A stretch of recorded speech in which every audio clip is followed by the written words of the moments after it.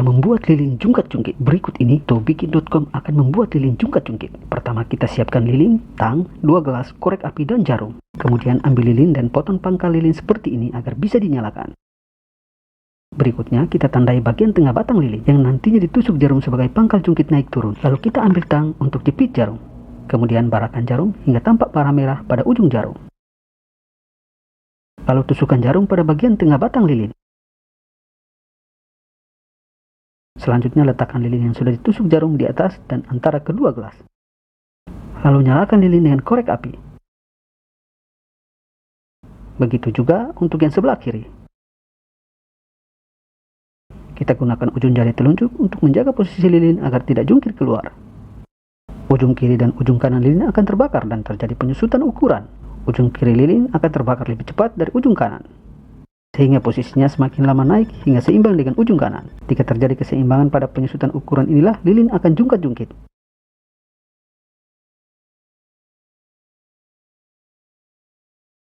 Lalu selanjutnya tunggu proses lilin terbakar hingga terjadi jungkat-jungkit pada lilin. Nah, lilin sekarang mulai jungkat-jungkit.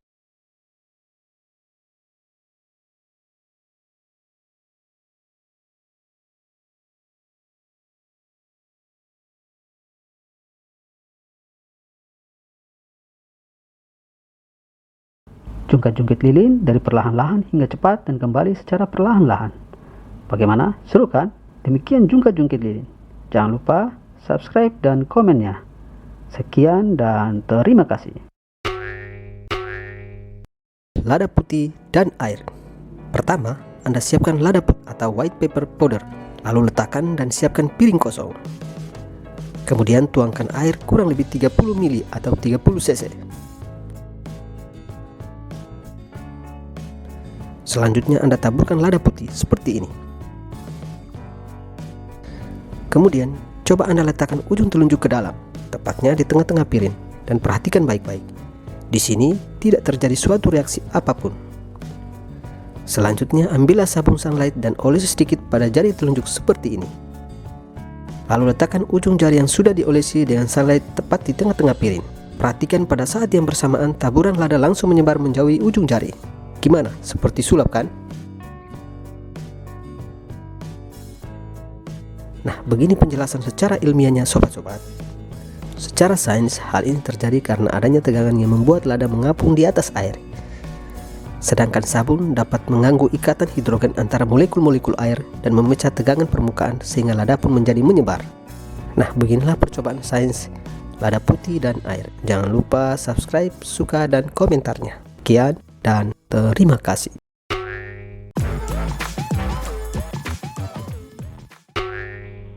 Kali ini tobikin.com akan memberi teka-teki kepada kamu semua. Bagaimana mengambil koin tanpa basah?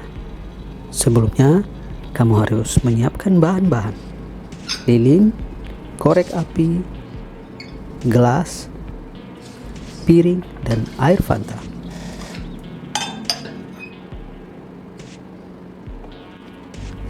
Kemudian tuangkan air ke piring. Di sini Tobikin menggunakan air Fanta.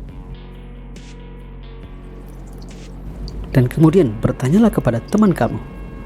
Coba ambil koin ini, tapi jangan sampai basah ya.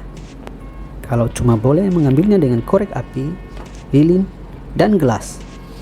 Teman kamu pasti pusing. Gimana ya? Nah, ini dia caranya. Taruh lilin di tengah piring dan nyalakan.